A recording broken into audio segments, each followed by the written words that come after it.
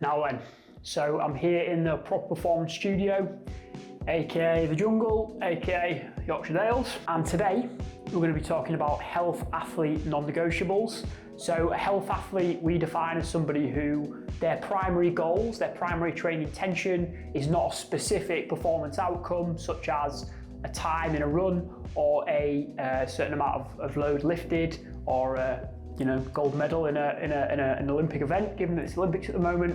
A health athlete's goals are more health related. So for example, improving body composition or improving, you could argue improving VO2 max, increasing bone density to reduce risk of something like osteoporosis. These are more health athlete related goals that are more focused around longevity. Today's video is going to be about some non-negotiables for a health athlete, and I'm going to present you with 5.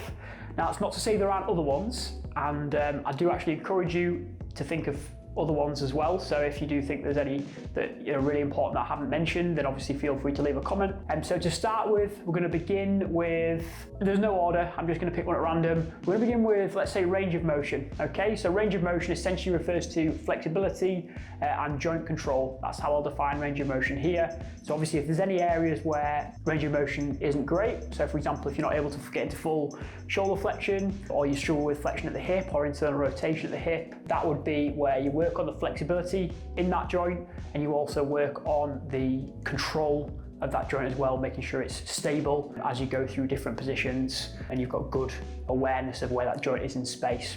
So that would be the first one, making sure that there is an element of, because most of us are going to have some limitations in our range of motion. So you go through an assessment, you find where them limitations are, and then you're spending a little bit of time within your programming working on that specific joint range of motion, whether it be flexibility work or whether it be work on controlling and building stability around that joint. So the second one that we'll go to then will be bilateral strength, or let's just say strength in general, because there's a few offshoots here as well.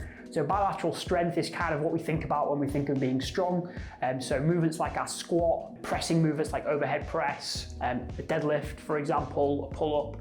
And these would be our big primary bilateral strength movements. Bilateral just means you're working both limbs at once together. And then offshoots of that would be unilateral strength. So this could be our single arm or single leg exercises, such as a single arm row, a single arm press, split squats, I would put in that category, or single leg hinge. And then also we can then look at our diagonal strength as well. So these would be where we're doing it on the opposite limb. So for example, or also known as contralateral limb. So it'd be like, opposite side.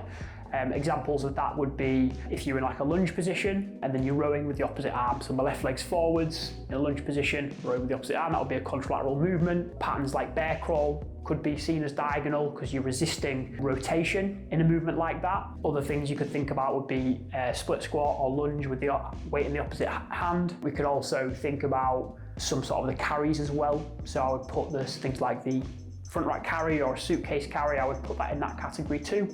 And the reason why the unilateral and diagonal strength patterns might want to come in there is to work on symmetry, to work on weaknesses from side to side.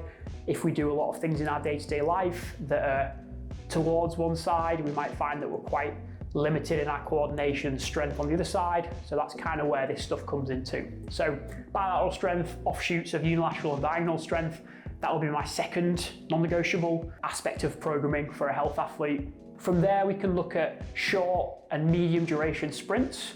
I think there wants to be a component of that in any health athlete program.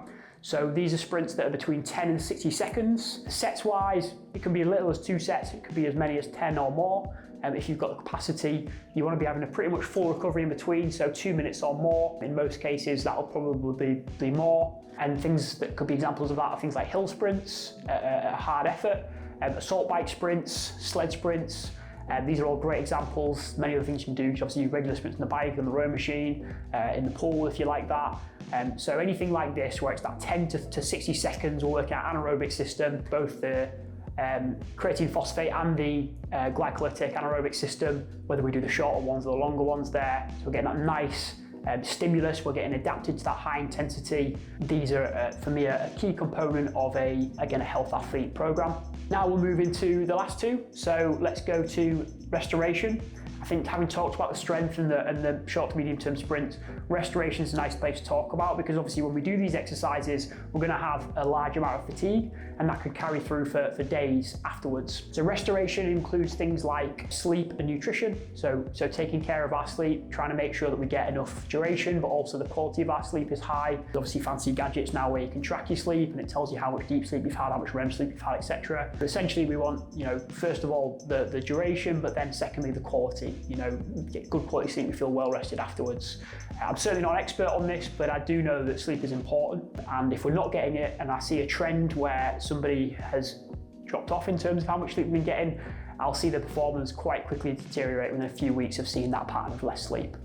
Nutrition, same can be said there. If we're not eating enough or we're not eating good quality things, for me, I always sort of think a reasonable amount of carbohydrates to fuel performance, and obviously the sort of general recommendation of 1.4 to 1.8 grams of protein per kilogram, enough fibre, plenty of vegetables, vitamins, minerals, etc.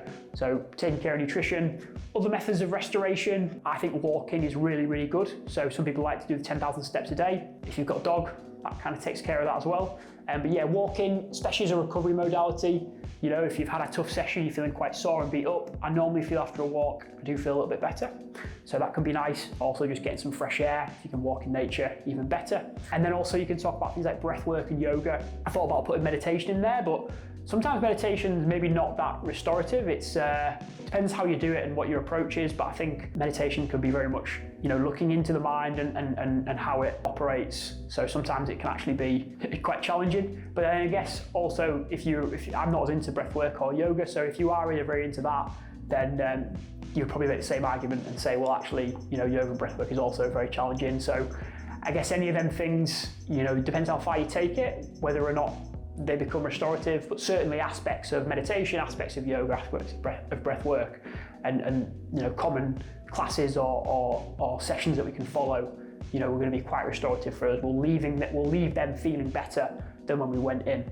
So there's some examples of restoration that wants to be in a program. Okay, so after having them hard days where you might do your sprints, you might do your strength work, do you have them restorative days to help improve recovery, make you feel better? And then finally, we've got a low intensity continuous work. This is kind of our classic aerobic work. You're using a 5-zone system, that will be our zone 2, 1 or 2, more like 2. If we're using a 3-zone system, that will be zone 1. The idea here is it's easy up to a maximum steady effort, right? So if we're looking at RPE, that's going to be like no more than a 6 out of 10. On the effort scale, really a 5 or a 4. And examples of this could be hiking, right? So I said about walking, there's a difference between walking and hiking. Hiking, typically you're going at a harder effort, you might have some weight on your back, and there's probably going to be changes in terrain as well. So it's going to give you a sufficient aerobic stimulus there. Other examples might be on the bike. Again, my preference would be doing this outside if you can, it's safe, etc. Running, again, providing you a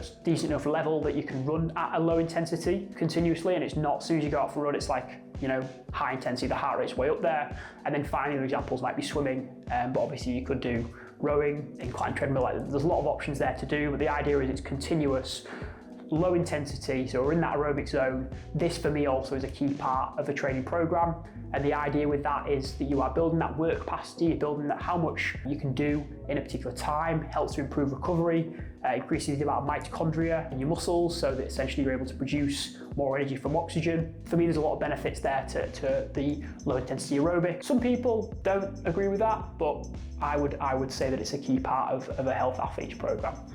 So they're my 5.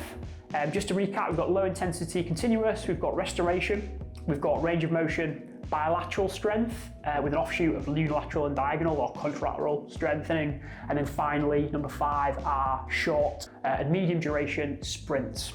So they're the 5 things that I think should be included in any health athlete's program. So I class them as non-negotiables. But like I said at the start, if there is anything you would like to add to that, then please leave a comment, and I'd love to hear more about that. But hopefully, all in all, you've taken something away from this video. You've maybe seen the value, or you've sort of thought, actually, there is something there that I'm missing and I'm not doing. And if you'd like to learn more about any of these aspects of training, then of course, drop us a message and we'll reply as quick as we can. Thanks for watching, and enjoy your training.